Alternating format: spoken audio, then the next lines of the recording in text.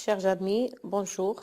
Aujourd'hui, nous allons traiter le module 2, chapitre 3, recueil d'une bonne pratique, concernant la thématique avec une grille simple de documentation de cette expérience. Nous allons également définir des critères de bonne pratique. Pourquoi une bonne pratique est-elle considérée comme bonne? Cela nécessite toujours de porter un jugement et ce qui est considéré comme bon variera souvent d'une personne à l'autre et d'un contexte à l'autre.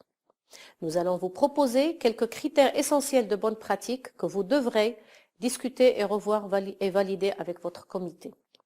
Le premier critère concerne les changements tangibles. Est-ce que c'est des changements positifs qui ont clairement été atteints? Il peut s'agir de changements dans les systèmes, dans la politique et la législation, dans les pratiques, dans les attitudes ou dans la vie d'une personne. La validation de ce changement sera effectuée ensemble par les organisations, les partenaires et les bénéficiaires. On peut utiliser des témoignages pour décrire les changements positifs en termes de meilleure protection, de qualité de vie, de qualité de service ou autre. Deuxième critère, la reproductibilité d'actions ou approches ou techniques qui pourraient être facilement reproduites, adaptées ou développées dans d'autres contextes. Le troisième critère, c'est la pérennité. C'est quel potentiel des acteurs locaux à développer ou soutenir à l'avenir cette action, cette approche ou cette technique. Le quatrième critère, la pratique centrée sur la personne.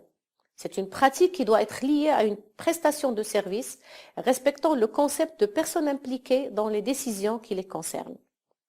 Le cinquième critère est la conformité avec un ensemble plus large de principes directeurs et de valeurs communes.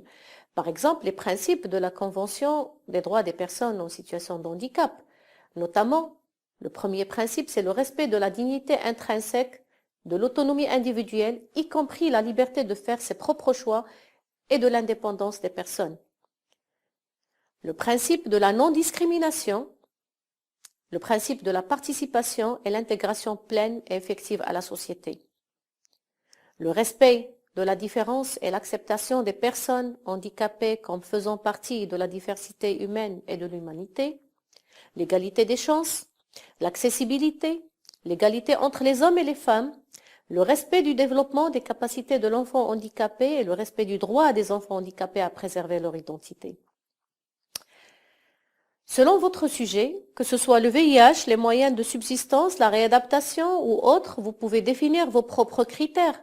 Vous pouvez également tenter avec votre groupe multi-acteurs de déterminer s'il existe d'autres normes ou principes directeurs qui ne figurent pas dans la liste.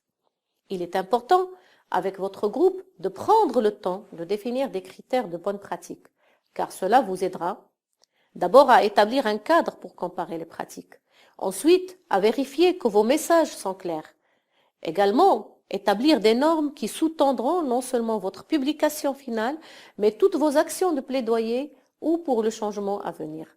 Pour vous aider à définir les critères de bonne pratique, l'exercice consistant à décider exactement quelles sont les bonnes pratiques que vous voulez recueillir et celles que vous ne voulez pas recueillir peut être utile.